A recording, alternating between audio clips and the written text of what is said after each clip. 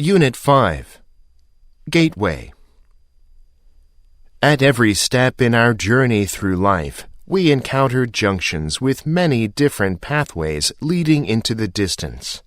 Each choice involves uncertainty about which path will get you to your destination. Trusting our intuition to make the choice often ends up with us making a suboptimal choice. Turning the uncertainty into numbers has proved a potent way of analyzing the paths and finding the shortcut to your destination. The mathematical theory of probability hasn't eliminated risk, but it allows us to manage that risk more effectively. The strategy is to analyze all the possible scenarios that the future holds, and then to see what proportion of them lead to success or failure. This gives you a much better map of the future on which to base your decisions about which path to choose. Exercise 1. Consumers usually attempt to spend as little as possible. However, it is often the case that people become too concerned with spending as little as possible in the short term while ignoring the long-term cost of their expenditures. Home builders are keenly aware that most home buyers are trying to buy a home for the lowest price possible. However, in the case of the new home, this is not the most important issue for a wise consumer. Most homes are purchased through a mortgage, and a wise home buyer should be interested not just in the price of the mortgage, but also in the total price of owning and maintaining a home. Besides maintenance and insurance costs, this would include the mortgage and utility payments. It is usually the case that a more energy-efficient home costs more to build and therefore has a higher mortgage payment. However, a more energy-efficient home will also result in smaller utility payments. Exercise 2. It is obvious that organized party spirit is one of the greatest dangers of our time.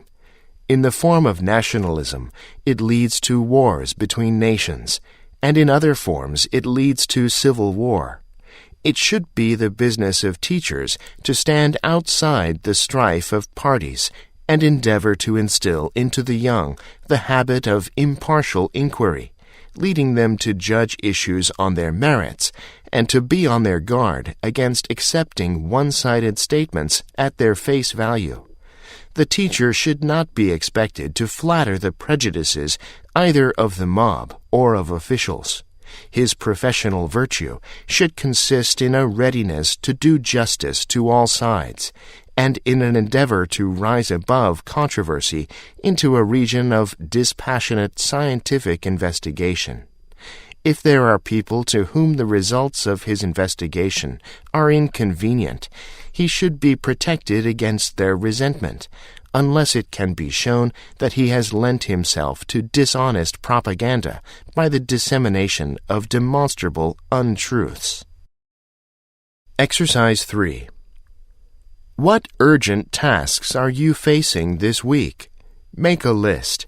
Then compare that list of urgent tasks to your list of critical and enabling goals. Do you see anything resembling a match? Don't be surprised if most of the urgent issues on your list have nothing to do with your critical and enabling goals. In the absence of serious time management, it's easy for your days to fill up with urgent but unimportant activities. The same applies to many of the commitments we all make to others in the spirit of helpfulness. Yes, I'll help you with that report, you tell a colleague. Yes, I'll volunteer to sell raffle tickets for the school fundraiser. Commitments like these keep us busy without necessarily bringing us closer to our higher goals.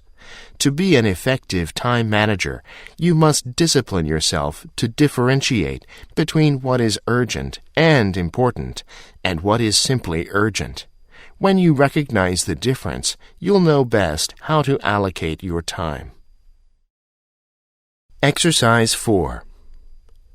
We can safely argue that nearly all aspects of modern human life owe their existence to science. Electric lights, mass food production, transport, air conditioning, medicine, heating, clothing manufacture, etc., are all the products of scientific research.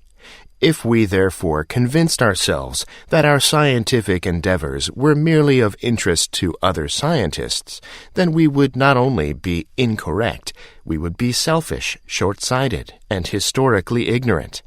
Even the most theoretical and blue skies research can be useful and interesting to non-scientists. We are therefore compelled to extend our science results and their implications to as many people as possible, as if we needed more jobs to do and expertise to acquire. Unfortunately, effective public engagement is something that most scientists have done poorly since the advent of modern communication technologies. So, mastering a good communication strategy should be something every developing scientist should try to improve.